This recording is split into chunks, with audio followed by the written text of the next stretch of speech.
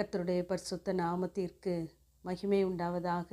62ஆம் சங்கீதம் 12ஆம் வசனம். கிருபையும் உம்முடையது ஆண்டவரே, தேவரீர் அவனவன் செய்கைக்கு தக்கதாக பலன் அளிக்கிறீர் என்று தேவனையே நோக்கி அமர்ந்திருக்கிற தாவீது எழுதுவதாக நாம் வாசிக்கிறோம். கிருபையும் உம்முடையது என்று நாம் வாசிக்கும் பொழுது இன்னும் ஏதோ ஒன்று இருக்கிறது என்பதை நம்மால் புரிந்து கொள்ள முடிகிறது. வல்லமையும் தேவனுடையது என்பதே என்று முந்தின வசனத்திலே நாம் வாசிக்கிறோம். நம்முடைய தேவனாகிய கர்த்தர் சர்வ வல்லமையுள்ள தேவன். அவர் அவனவன் செய்கைக்கு தக்கதாக பலன் அளிக்கிறவர்.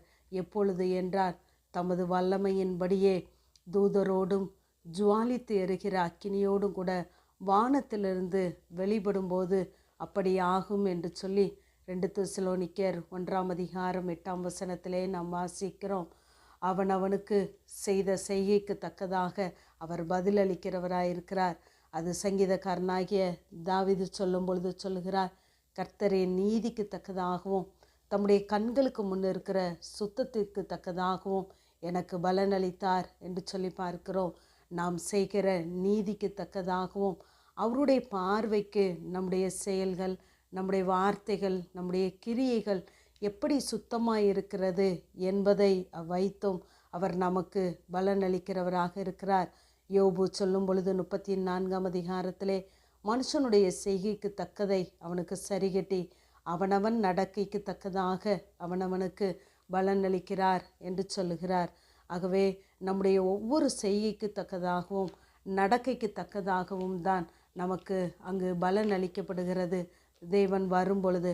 ஆகவே நாம் செய்கிற எல்லா காரியங்களிலும் நாம் சுத்தமுள்ளவர்களாக தேவனுக்கு முன்பாக காணப்பட வேண்டும். யாராக இருந்தாலும் சரி, எபேசியர் 6ஆம் அதிகாரம் 7ஆம் வசனத்திலே அடிமையானாலும் சுயாதீனம் உள்ளவனாக இருந்தாலும் அவனவன் செய்கிற நன்மையின்படியே கர்த்தரிடத்தில் பலனை அடைவான் என்று பார்க்கிறோம்.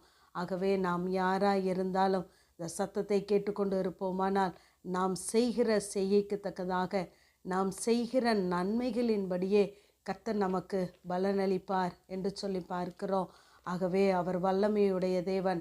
ஆனால் அதே வல்லமை நிறைந்ததோடு கூட தேவன் நம்மை பார்ப்பாரானால் நாம் தேவனுடைய கிருபைக்கு அப்பாற்பட்டவர்களாகவே காணப்படுவோம். ஆனால் நாம் தேவனை விட்டு தூரமாய் இருந்தாலும் அவருடைய கிருபை நம்மை இம்மட்டும் தயவாய் நடத்தி வருகிறது. நாம் நிற்பது தேவனுடைய கிருபை, நிர்மூலமாகாதிருப்பது தேவனுடைய கிருபை. அதே வல்லமை நிறைந்த தேவனிடத்தில்தான் இந்த கிருபையும் வெளிப்படுகிறது. நாம் எபேசியர் 2ஆம் அதிகாரம் 12ஆம் வசனத்திலே பார்க்கும் பொழுது நாம் கிறிஸ்துவை சேராதவர்களும் காணியாட்சிக்கு புறம்பானவர்களும் வாக்குத்தத்தத்தின் உடன்படிக்கைகளுக்கு அந்நியரும் நம்பிக்கை இல்லாதவர்களும் இவ்வுலகத்தில் தேவன் அற்றவர்களுமாயிருந்தோம். அப்படி தூரமாய் இருந்த நம்மை அவர் கிறிஸ்து இயேசுவின் அவருடைய இரத்தத்தின் மூலமாய் கிருபையாய் நம்மை சமீபமாக்கினார். ஆகவே நாம் தேவனுடைய கிருபையை அளவில்லாமல் பெற்றிருக்கிறோம்.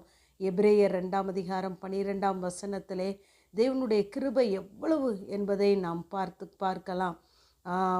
9ஆம் வசனத்திலே நாம் பார்க்கும் பொழுது தேவனுடைய கிருபையினால் ஒவ்வொருவருக்காகவும் அவர் மரணத்தை ருசி பார்த்தார் என்று சொல்லி பார்க்கிறோம். ஏனென்றால் அவர் நம்மை பிள்ளைகளாக ஏற்றுக்கொண்டு இருக்கிறார். ஆகவே நம் ஒவ்வொருவருக்காகவும் நாம் செய்த அக்கிரமங்களுக்கும் பாவங்களுக்கும் தக்கதாக அதை காட்டிலும் அதிகமாகவே அவர் தம்முடைய கிருபையை நம்மத்திலே வெளிப்படுத்தி நம் ஒவ்வொருவருக்காகவும் மரணத்தை ருசி பார்த்தார் என்று சொல்லி பார்க்கிறோம். ஆகவே தேவனுடைய கிருபையை நாம் பற்றி கொள்ளுவோம். அந்த கிருபையை நாம் நஷ்டப்படுத்தி விடாதபடிக்கு நம்முடைய செய்கைகள் தேவனுக்கு பிரியமானவைகளாக இருக்கட்டும்.